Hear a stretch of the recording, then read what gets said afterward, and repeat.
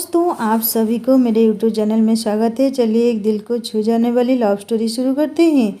अम्मी लड़का से शादी कहानी को शुरू से अंत तक सुनने के बाद सब्सक्राइब करके बेल आइकन जरूर दबा देना। दीक्षा बिल्कुल चुप थी। वह ऐसी लड़की नहीं थी जो बिना वजह अपनी जिंदगी की खुशियों को रोक कर उन रिश्तों का शौक मनाती जो उसे सिर्फ तकलीफ देने के लिए बने थे, जिन्होंने अपनी जिंदगी में उसे कभी खुशी ना दी थी। आरब उन लोगों से बात ही कर रहा था, तभी दरवाजे पर किसी की आने की आहट हुई और जो लोग सामने खड़े थे उन्हें देखकर तो सभी दंग रह गए। आखिर यह लोग यहाँ क्यों आए थे? अब सुनिए पूरी कहानी। कल तुम्हारा पेपर है और तुम कह रही हो कि मुझे सुहाग रात मनानी है। शायद तुम्हें इस रात के बारे में सही से जानकारी नहीं है।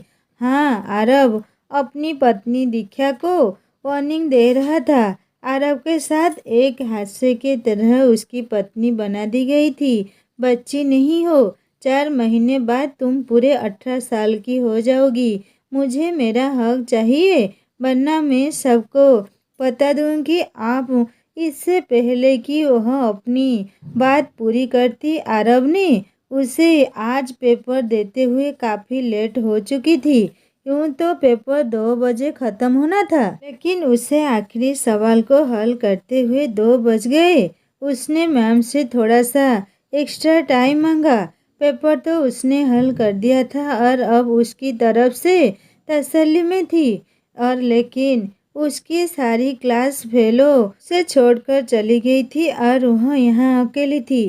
कुछ देर रुककर वह दीक्षा का इंतजार करती रही, जो दूसरे इलाके में रहती थी, लेकिन काफ़ी देर बीतने के बाद दीक्षा भी उसे आती हुई दिखाई नहीं दी। मौसम भी बहुत ख़राब हो रहा था। अचानक तेज बारिश होना शुरू हो गई थी। काफ़ी देर वह यूं ही स्कूल के अंदर खड़ी रही। जब सब लोग चले गए और छुट्टी का टाइम हो गया तो वह मजबूरन बाहर आ गई। फिलहाल कोई ऑटो रिक्शा या बस वगैरह कुछ भी चलता हुआ दिखाई नहीं दे रहा था जिसमें बैठकर वह घर पहुंचती। उसने काफ़ी देर तक बहन का भी इंतजार किया, लेकिन शायद वह भी जा चुकी थी। तभी वह अकेली यूं ही घर के रास्ते पर चल पड़ी। उसने यही सोचा था कि अगर रास्ते में कोई चीज़ उसे मिल जाती तो और उस पर सवार होकर चली जाएगी, लेकिन काफ़ी देर चलने के बाद सुनसान रास्ते पर पहुंचकर उसे अजीब तरह के डर का एहसास होने लगा था। इधर शाम होने को आई थी और बादलों की वजह से मौसम बहुत बिगड़ रहा था और अंधेरा छाया हुआ था, लेकिन उसे फिलहाल अपने समस्याओं का कोई भी हल नजर नहीं आ रहा था। सड़क पर चलते हुए अचानक उसे दुकान में बैठे हुए 4 लड़के नजर आए तो पहले तो उसे देखते हुए गंदे शब्दों का इस्तेमाल कर रहे थे। उसके बाद ही वह अपने रास्ते पर चल रही थी, लेकिन उन लोगों ने इतने पर भी बस नहीं किया, उसके पीछे चल पड़े। बारिश से पूरी तरह भीग चुकी थी वो। उसने अपने कदमों की रफ्तार को बढ़ा दिया, लेकिन वह लड़के कुछ ही दूरी पर उसके पीछे ही आ रहे थे। कभी वह गाना गुनगुनाना शुरू कर देते तो कभी उसे आवाज़ देने लगते, लेकिन उसने पीछे मुड़कर नहीं दिखा था। वह तेजी से भगवान का नाम जपने लगी और वह तेजी से कदम बढ़ाती हुई आगे की तरफ जा रही थी और दिल ही दिल में भगवान से प्रार्थना कर रही थी कि हे भगवान, मेरी मदद के लिए किसी को भेज दे। आज उसे बहुत ज़रूरत थी कि उसकी मदद के लिए कोई आ जाता, इससे पहले कि वह लड़के उस पर झपटते और उसे नोच डालते। अगर वह लड़के 1-2 होते तो शायद यह उनका डरकर मुकाबला भी करती, लेकिन इस वक्त नहीं। इस वक्त वह खुद बेहद डरी हुई थी और आसपास उसे कोई आता जाता भी दिखाई नहीं दे रहा था जो उसकी मदद करता, और चाहे जितनी भी हिम्मत और ताकत वाली हो और सामने 3-4 लड़के हो तो वह अपनी इज्जत बचाने के चक्कर में और कमज़ोर हो जाती है। सड़क के दूसरी तरफ से उसे एक बड़ी सी लाल रंग की गाड़ी जाती हुई दिखाई दी। उसे थोड़ा तसल्ली हुआ। उसने बिना सोचे समझे हाथ बढ़ाकर उस गाड़ी वाले से लिफ्ट मांग ली और वह गाड़ी भी उसके करीब आकर रुक गई। गाड़ी में मौजूद आदमी को जैसे अंदाजा हो चुका था कि वह लड़की है सुनसान रास्ते पर अकेली जा रही है और बारिश की वजह से भीग चुकी है। इससे पहले कि वह दरवाज़ा खोलकर अंदर बैठती, वह लड़के उसके इतने करीब आ गए कि वह खुद डरती हुई नजरों से उन्हें देखने लगी। तभी गाड़ी का दरवाज़ा खुला और आरव बाहर आया। आखिर बात क्या है? तुम लोग कौन हो और इस लड़की को क्या डरा रहे हो? वह थोड़ी तेज आवाज में गरजा। उन लोगों से बात की जब वहां पर एक लड़का उसको बदतमीजी से देखते हुए बोला, साहब ज़्यादा हीरोपंती दिखाने की ज़रूरत नहीं है। यह लड़की चुपचाप हमारे हवाले कर दो और हमें अपनी बड़ी सी गाड़ी के डर से ना डराओ। आरव ने एक नज़र उन सभी लड़कों पर दौड़ाई जिनकी उम्र करीब 20 साल की थी, लेकिन वह अपनी हवस में अंधे होकर उस लड़की का पीछा कर रहे थे जब वह बड़ी मुश्किल से 17 साल की थी और डर से उन लोगों को देखती हुई आरव को मदद की नज़र से निहार रही थी। इससे पहले आरव कुछ कहता, उसने जल्दी से दरवाज़ा खोला और जमकर गाड़ी में बैठ गई, जैसे उसे यकीन ही हो गया हो वहाँ पर बहुत सुरक्षित है, लेकिन वहाँ मौजूद लड़के उसे नोच कर रख जाएंगे या फिर अपने साथ घसीट कर ले जाएंगे। आरव गाड़ी में दरवाज़ा खोलकर झुका और थोड़ी देर के बाद जैसे ही वह बाहर निकला, वह लड़के उसे देखते ही रफू चक्कर हो गए। वह शायद डर कर भाग गए थे या नहीं, लेकिन उसके साथ में मौजूद गन से ज़्यादा डर चुके थे और लालच से ज़्यादा उनकी ज़िंदगी उनके लिए प्यारी थी। अगर ज़िंदगी रहती तो लड़कियां भी आती जाती रहती। सड़क से वह यूं गायब हुए थे जैसे गंधे के सर से सींग। वह गाड़ी के अंदर आकर बैठ गया। तभी उस लड़की ने उसे एक नज़र देखा और फिर नज़र झुका ली तो उसका धन्यवाद करना चाहती थी, लेकिन उसने इतनी हिम्मत नहीं थी। कहाँ जाना है आपको? वह आराम से उस लड़की को बिना देखे उससे पूछने लगा। वह उसे अपने घर के बारे में बताने लगी। उसे काफ़ी लेट हो चुकी थी, लेकिन वह जल्द से जल्द अपने घर चली जाएगी। गाड़ी अभी थोड़ी ही दूर बढ़ी थी जब एकदम से ही गाड़ी में पड़े हुए मोबाइल की घंटी बजी और नंबर अटेंड करते हुए एक अर्निंग भरी आवाज़ गाड़ी में गूंजी। बस काफ़ी देर से एक गाड़ी आपका पीछा कर रही है। आपको अपनी सुरक्षा के लिए गाड़ी दूसरे रास्ते पर कर लेना चाहिए। उसकी बात सुनते हुए आरव ने एक नज़र शीशे में देखा। एक गाड़ी उसका तेजी रफ्तार से पीछा कर रही थी। वह शहर का मशहूर जाना माना बिजनेसमैन था। अच्छा खासा नाम रखता था। शायद इसी वजह से लोगों ने दुश्मनियों का भी मामला बना हुआ था। इसीलिए बस आप प्लीज़ यहीं यूं टर्न ले ले और ड्राइव करते रहे। थोड़ी देर के बाद गार्ड्स आपको घेर लेंगे। एक बार फिर गाड़ी में वह आवाज़ गूंजी तो उसने परेशानी से गाड़ी को मोड़ा और यूं टर्न ले लिया और पास बैठी लड़की की दिल की धड़कनें तेज हुई थी। यह आप मुझे कहाँ लेकर जा रहे हैं? प्लीज़ मुझे मेरे घर छोड़ दीजिए। मेरी माँ और भाई बहुत परेशान हो रहे होंगे। उससे पहले ही वह अपनी परेशानी खाए जा रही थी और अब उस आदमी ने गाड़ी दूसरे रास्ते पर मोड़ लिया था। उसे बराबर पीछे से कोई वार्निंग मिलती जा रही थी। उसने अपनी गाड़ी दूसरे रास्ते पर मोड़ लिया था। गाड़ी की स्पीड इतनी तेज थी, सीट बेल्ट लगाए रखने के बावजूद वह संभाल नहीं पा रही थी। आप प्लीज़ मुझे अपने साथ लेकर मत जाइए। आप ऐसा करिए कि मुझे अभी उतार दे। मैं खुद ही घर चली जाऊंगी, लेकिन मुझे अपने साथ लेकर मत जाइए।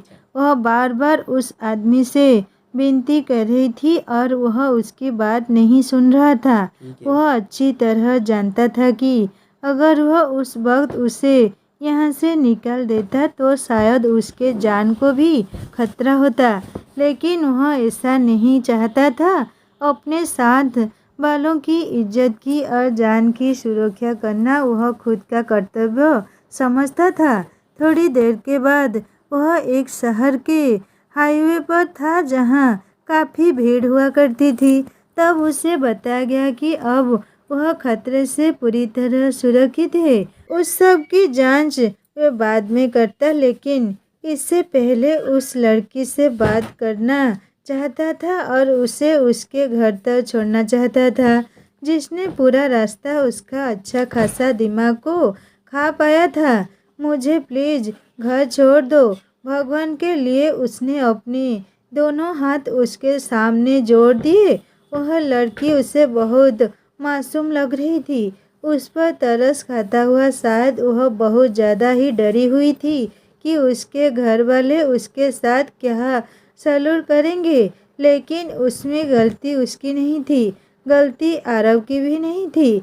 शायद किस्मत को कुछ ऐसे ही स्वीकार था। वह गाड़ी में बैठी बार बार रो रही थी, लेकिन आरव उसे समझा रहा था कि अगर वह इस वक्त उसे उतार देता तो यकीनन उसकी जान को खतरा था, लेकिन अपनी जान से ज़्यादा उसे उस वक्त अपने घर वालों का डर था। शायद इसीलिए वह इतने डर की हालत में थी, जबकि वह भी बस उसे देखता हुआ ड्राइव कर रहा था। उस वक्त श्रीमती चंद्रावती बुरी हालत में थी। 2 बजे उसका पेपर ख़त्म हो जाना था, लेकिन अब 6 बज चुके थे। वह घर नहीं आई थी। उन्हें परेशानियों ने आ घेरा था। उन्होंने एक बार अशोक को भी भेजा था, लेकिन अशोक ने उन्हें जाकर यही बताया वह चली गई है, क्योंकि आज उसे लेट होने की वजह से उसकी बहन उसे छोड़कर आ गई थी। काफ़ी देर वह यूं ही उसे आसपास ढूंढता रहा, लेकिन वह नहीं मिली थी। फिर वह घर आ गया। श्रीमती चंद्रावती का रो रो कर बुरा हाल था। उनके पास बस 3 ही बच्चे थे। आज 5 साल हो चुके थे उनके विधवा हुए और वह इसी तरह अपनी ज़िंदगी बिता रही थी। तीनों बच्चों में दीक्षा सबसे बड़ी थी, जबकि अशोक उनका छोटा बेटा था। दीक्षा की उम्र करीब 18 साल की थी और अशोक उनकी 3 साल छोटा था। 4 साल पहले हरिंदर साहब की मृत्यु हो गई थी और वह लोग बेसहारा रह गए, लेकिन उसके बावजूद उन्होंने हिम्मत नहीं हारी थी और वह अपने बच्चे को पढ़ाई पूरी करवा रही थी। लेकिन अब एक अनजाने डर ने उन्हें घेर लिया था। दूसरी तरफ दीक्षा की बुआ ने उन लोगों को बहुत बातें सुनाई थी और पूरा घर शोर से भर दिया था। उनके सोच में भी यह नहीं था कि आज उनकी नंद उनके घर आ जाएगी। अरे भाभी, मैंने तुम्हें कहा भी था कि भैया के बाद उन्हें घर पर ही बैठा दो, लेकिन तुमने मेरी एक नहीं मानी। अब देख लो, रात होने वाली है और तुम्हारी बच्ची का कोई अता पता नहीं। वह अपने मुंह में जहर उगलते हुए पूरे घर को सर पर उठा रखा था। चंद्रावती अपनी नन की बातों से बहुत ज़्यादा परेशान थी, लेकिन फिर भी उन्हें तसल्ली दे रही थी। उनका दिल करता था कि उनकी बेटी कुछ भी बुरा नहीं कर सकती है। आप परेशान क्यों होती है? वह थोड़ी देर में आ जाएगी। हो सकता है कि कोई एक्स्ट्रा काम निकल आया हो। उन्होंने अपनी बेटी की साइड लेते हुए बोलना चाहा तो वह और ज़्यादा भड़क उठी। अरे हमें क्या पता होगी कौन सा ऐसा काम है जो अब तक कर रही है वह। चंद्रावती उनकी बात सुनकर चुप हो गई थी। दरवाजे के सामने गाड़ी रुकी और चंद्रावती की नंद बड़ी हड़बड़ी से उठी। उन्हें यूँ महसूस हुआ जैसे उनकी सहेली का बेटा रवि आ गया हो।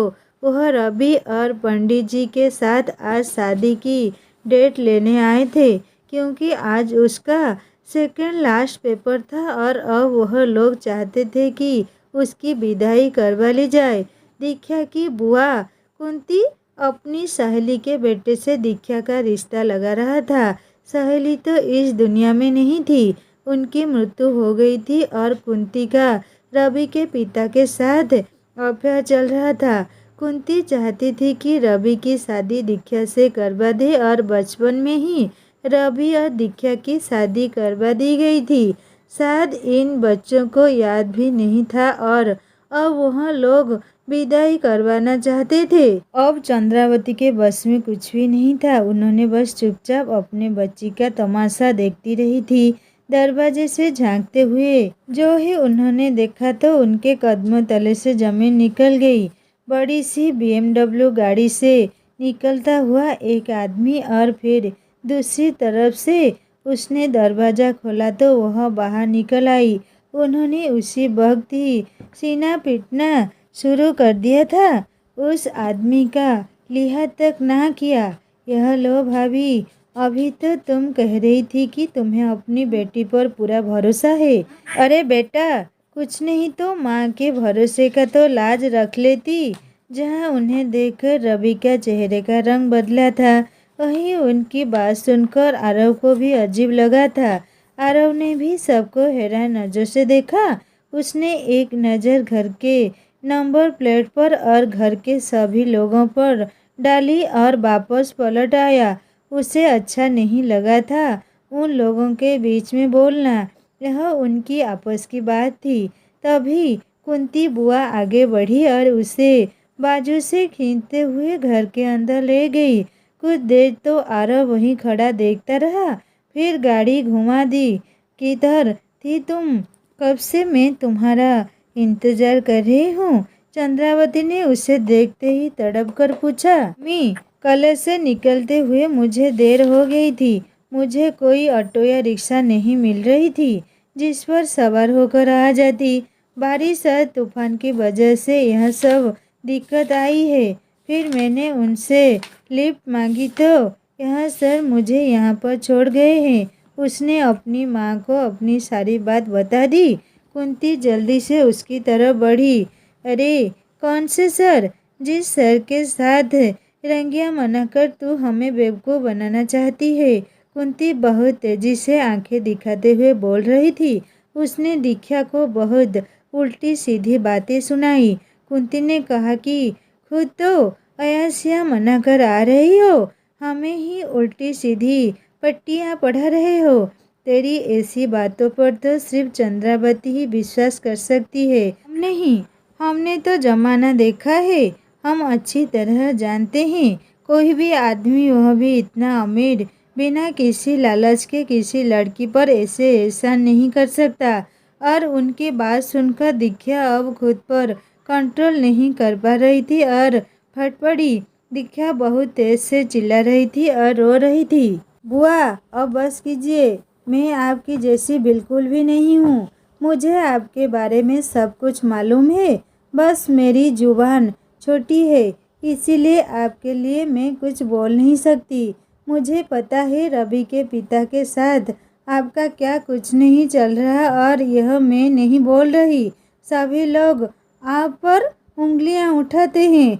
बस हम लोग बहुत बेबस है और कमज़ोर हैं, इसीलिए आपको कुछ बोल नहीं सकते। इसका मतलब यह नहीं आप मुझ पर कुछ भी इल्ज़ाम लगाए और मैं सुनती रहूं।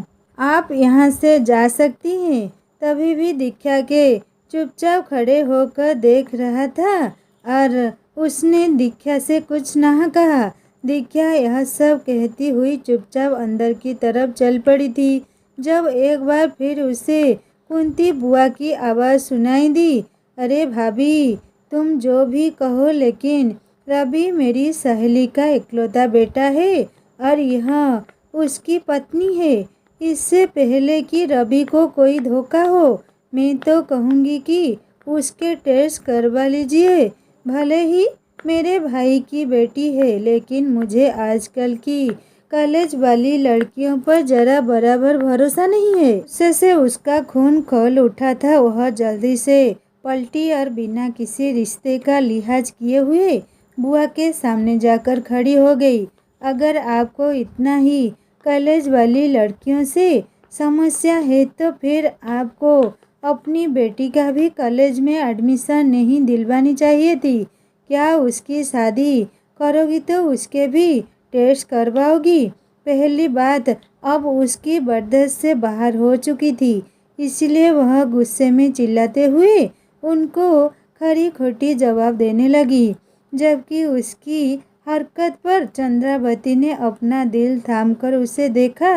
वह क्यों उन लोगों के साथ झगड़े को बढ़ा रही थी?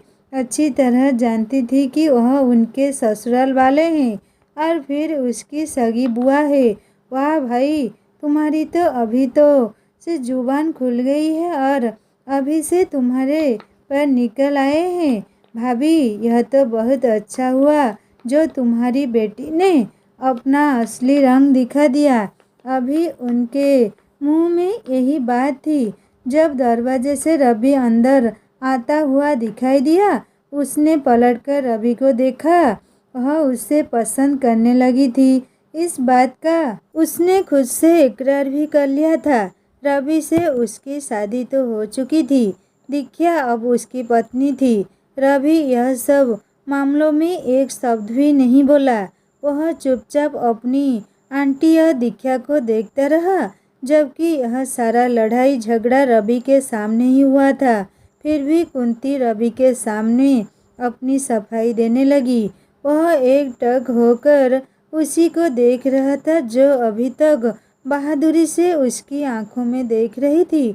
न जाने क्यों दिल के एक कोने में भगवान से यह प्रार्थना कर रही थी, काश आज रवि उसका साथ दे और उसकी पवित्रता का ऐलान कर दे। लेकिन उसके मुंह से निकलने वाले शब्द सुनकर वही सुन रह गई। उसका भरोसा बुरी तरह से टूटा था। आंटी, आप जैसा कहे, अगर दीक्षा में कोई भी कमी हुई तो मैं उसे कभी स्वीकार नहीं करूँगा। रवि की बात सुनकर दीक्षा का दिल उछलता हुआ महसूस हुआ था। उसने सोचा भी नहीं था कि आज उसके साथ इतना भयानक मजाक हो जाएगा। आओ, यह किसी बातें कर रहे हैं और मेरी बहन के लिए। और रवि जीजू, आपने भी मेरी बहन पर भरोसा नहीं किया? अशोक ने आगे बढ़ते हुए कहा और अपनी बहन की पक्ष लड़ना चाहा। जब कुंती बुआ उसकी बात सुनकर भड़क उठी थी।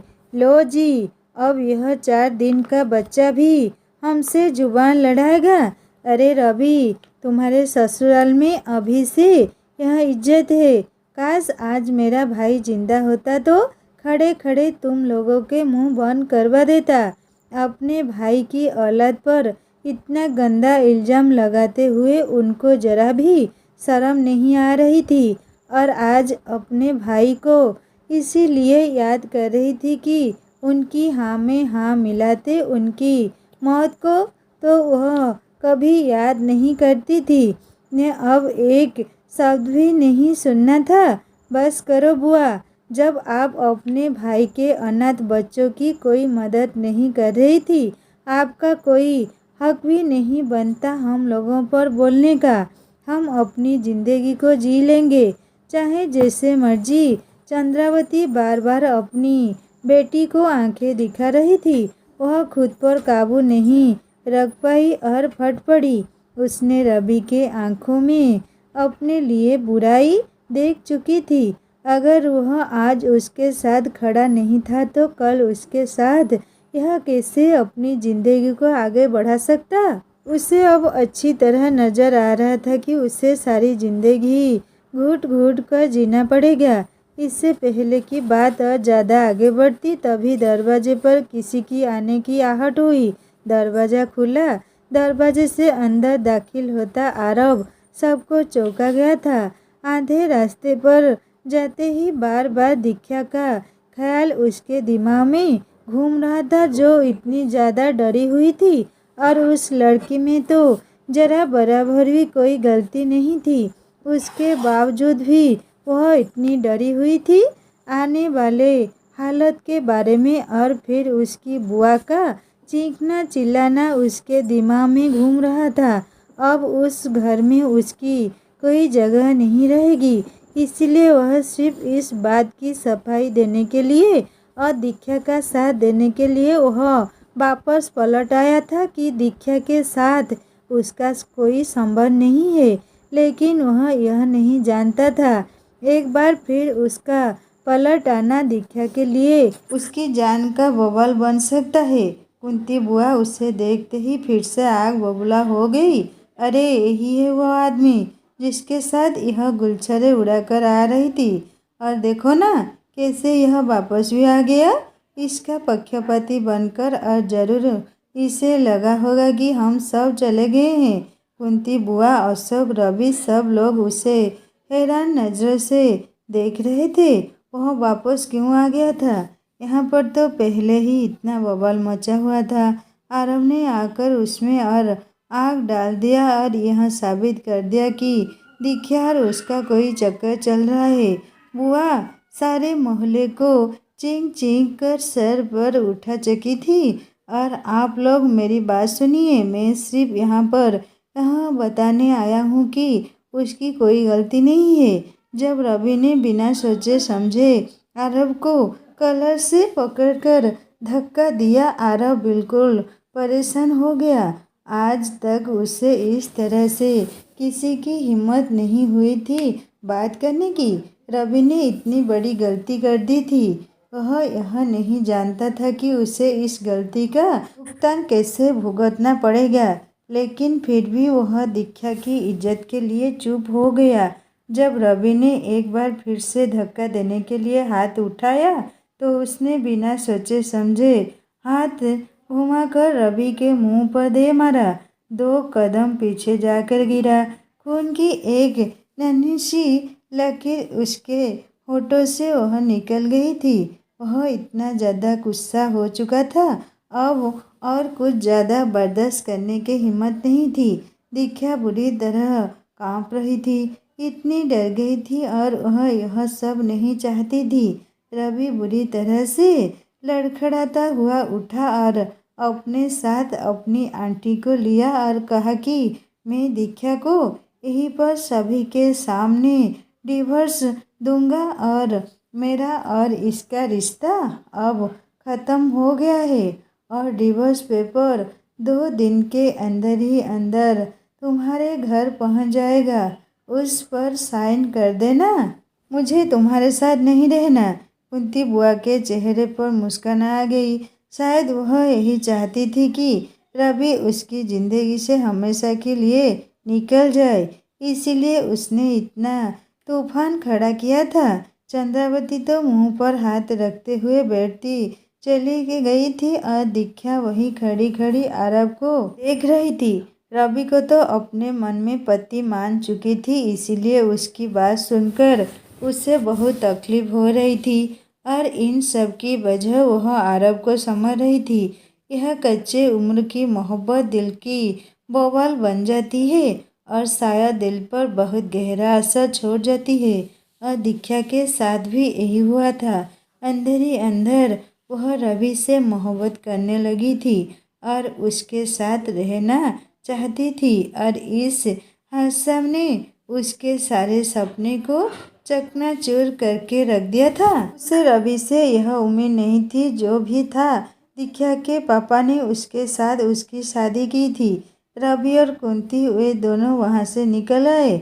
आरव भी वहाँ पर खड़ा अभी तक इस सारी समस्या को समझ नहीं पा रहा था। दीक्षा बड़ी तेजी से उसकी तरफ बढ़ी थी। यह सब कुछ आपकी वजह से हुआ है। आपको क्या ज़रूरत थी वापस आने की? और उसी वक्त मैंने आपसे कहा भी था कि मुझे उतार दो। आरव को गिरे बांध से पकड़ते हुए दीक्षा बुरी तरह से चीख रही थी। उसकी आंखों से उसका गम बहे जा रहा था। ना जाने क्यों उसे दीक्षा पर तरस आ गया। वह चुपचाप खड़ा अफसोस नजरों से उसे देख रहा था, जैसे अंदर ही अंदर उसे बेहद गम हुआ हो। अशोक अपनी बहन की हालत को देखकर उसे बहुत दुख हुआ था, लेकिन वह तो बहुत छोटा था। वह तो कुछ भी नहीं कर सकता था। काश वह बड़ा होता या उसके पापा जिंदा होते। आरव अफसोस भरी शब्दों में कहने लगा, आंटी आप मुझ पर भरोसा करिए, इस सब में इसकी कोई गलती नहीं है। उस वक्त मैंने ही दीक्षा को गुंडों से बचाकर अपनी गाड़ी में लिफ्ट दी थी। मेरा इरादा था कि इसकी इज्जत बच जाए और मैं इसे घर तक छोड़ दूं, लेकिन रास्ते में एक और नई समस्या ने मुझे घेर लिया था। मेरे पीछे मेरे कुछ दुश्मन लगे हुए थे जो मुझे नुकसान पहुंचाना चाहते थे, जिसकी वजह से बचते बचाते मैंने अपने गाड़ी को दूसरे रास्ते पर मोड़ लिया था और उसी में बहुत देर हो गई। यहाँ तक पहुँचते पहुँचते मुझे माफ़ कर देना। मैं इस बारे में कुछ भी नहीं जानता था कि इसके साथ यह सब कुछ हो जाएगा और न जाने क्यों वह चंद्रावती को सफाई दे रहा था और वह बस चुप से उसका चेहरा देख रही थी। उन्हें अपनी बेटी पर पूरा भरोसा था। वह कभी भी ऐसा काम नहीं कर सकती थी। उन्हें अंदाजा था कि उनकी बेटी अब अंदर ही अंदर रवि को पसंद करने लगी है, तो फिर उसे क्या ज़रूरत थी बाहर इश्क लड़ाने की। कोई बात नहीं बेटा, शायद यह सब कुछ हमारे नसीब में ही लिखा हुआ था। चंद्रावती का सब बहुत नरम पड़ गया था, जैसे अब वह बुरी तरह से हार गई हो। वह अच्छी तरह जानती थी कि और अब मोहल्ले में कोई भी चंद्रावती की बातों का महत्व नहीं देगा और ना ही चंद्रावती की बेटी का अब कोई रिश्ता आएगा। और यह सारी बातें उस आदमी की वजह से ही हुई थी। रवि ने दीक्षा को खड़े खड़े डिवोर्स की धमकी देकर चला गया था। मैं अभी और इसी वक्त दीक्षा से शादी करना चाहता हूँ। आप कोई भी पंडित जी को बुला लीजिए। न जाने उसने क्या सोचकर कहा था और चंद्रावती बिल्कुल आश्चर्य नज़रों से उसे देखने लगी। उनके पास अब उसके अलावा और कोई रास्ता भी नहीं बचा था। हो सकता है दीक्षा इस चीज़ के लिए राजी ना होती, लेकिन अब नहीं। अब दीक्षा के पास भी कोई रास्ता नहीं बचा था कि वह इस चीज़ के लिए मना करती। अगर वह ऐसा करती तो दीक्षा की पूरी जिंदगी तबाह हो जाती। दीक्षा भी उसे बड़ी हैरान नज़र से देख रही थी। वह क्यों अपनी जिंदगी उसके लिए बर्बाद कर रहा था। वह पढ़ा लिखा और इतना अमीर आदमी था और उसकी हैसियत के बारे में वह उसी वक्त जान गई थी, लेकिन वह एक मामूली हैसियत की लड़की थी जिसके आगे पीछे कोई नहीं था, बस एक बेसहारा माँ और एक छोटा भाई। लेकिन अपनी माँ की आंखों में दोस्तों, क्या दीक्षा की शादी उस अमीर लड़के के साथ होगा या रवि कुछ बवाल मचाएगा? सुनेंगे नेक्स्ट पार्ट रे। कहानी कैसी लगी मुझे ज़रूर कमेंट करके बताएगा और अच्छी लगी तो सब्सक्राइब करके बेल आइकन दबा देना।